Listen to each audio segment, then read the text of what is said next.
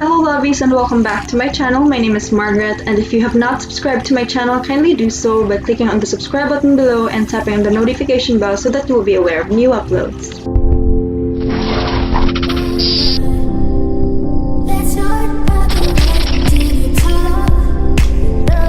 Today we decided to go to Uncle Mike's crib in Marigondon. However, I had a flat tire, so we had to fix the problem, and I was really glad that they know how to fix it because I really don't have any knowledge on how to fix a flat tire. So kudos and shout out to Riklan, Errol, and Doing for helping me.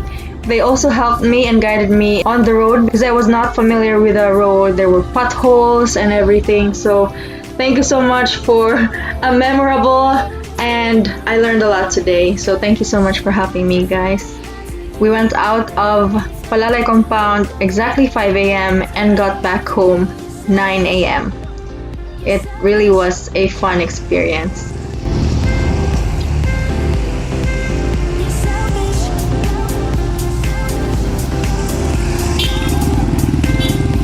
Hey guys, nag-abot na gitawon mi sa Uncle Mike's crib, and na si Errol gaon na mi kay na-flatan ko, so I had to borrow another bike. But anyways, we're here and I hope the other two are safe. So kumustaon na mo sila. So mingaw kayo karon kay Sabado and it's high tide, so mag-diving na pud mi, and of course I'm using the equipment that I vlogged. So nasi Uncle Mike ato later, pero maglangoy sa ta. Bye! So medyo hayag na siya guys, and ako na dakpan basura. Salamat na guys mga gapata kag labay diri ha. Let's go. Pon pa ninyo. September 19 is National Cleanup Day, so I hope you participate in any way you can. If ato mog dagat, pamunit mog basura. If you're just at the home, palimpyo mo sa inyong bike.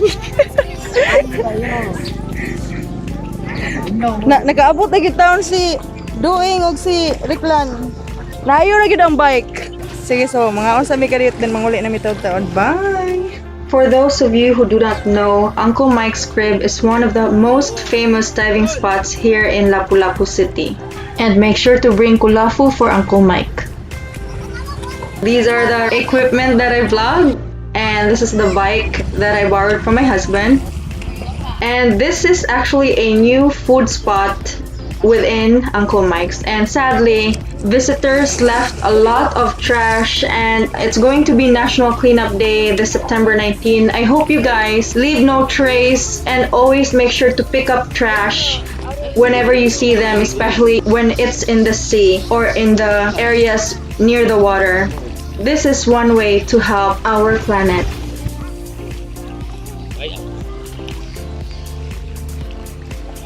So if you can notice, there's a lot of trash, mostly smoke packs.